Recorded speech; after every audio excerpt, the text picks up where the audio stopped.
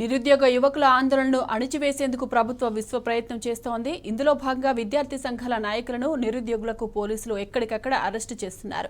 DSC, group 2 పరీక్షలను వాయిదా వేయాలని విద్యార్థి సంఘాలు పిలుపునిచ్చిన నేపథ్యంలో పాలమూరు యూనివర్సిటీ విద్యార్థి సంఘాల నాయకులను ముందస్తు అరెస్టు చేసి మహబూబ్నగర్ రూరల్ పోలీస్ స్టేషన్కు తరలించారు. రాష్ట్రంలో పోలీసు రాజ్యం నడుస్తుందని ఈ సందర్భంగా బీఆర్ఎస్పీ పాలమూరు యూనివర్సిటీ కన్వీనర్ గడ్డం భరత్ బాబు ఫైర్ అయ్యారు. ఎన్నికల సమయంలో రేవంత్ రెడ్డి నిరుద్యోగులకు బాండ్ పేపర్ మీద ఇచ్చిన హామీలను అమలు చేయాలని అడిగితే నిర్బంధాలు ఏంటని ప్రశ్నించారు.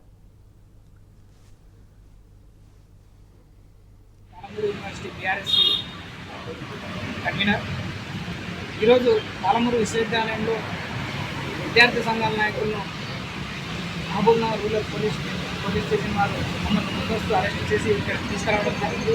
మరి ఈరోజు మేము రాష్ట్రంలో నిరుద్యోగులకు అండగా నిలిచేటటువంటి సందర్భంలో మరి డిఎస్సిని వాయిదా వేయాలని, గ్రూప్స్లో పోస్టులు పెంచాలని మేము శాంతియుతంగా కార్యక్రమాలను చేస్తూ ఉంటే ఈరోజు మమ్మల్ని అక్రమంగా అరెస్ట్ చేసి తీసుకురావడానికి తీవ్రంగా ఖండిస్తూ ఉన్నాం.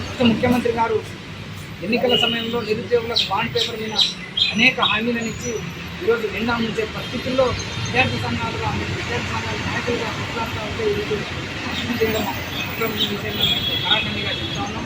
అయ్యా రేవంత్ రెడ్డి గారు మీరు ఆ రోజు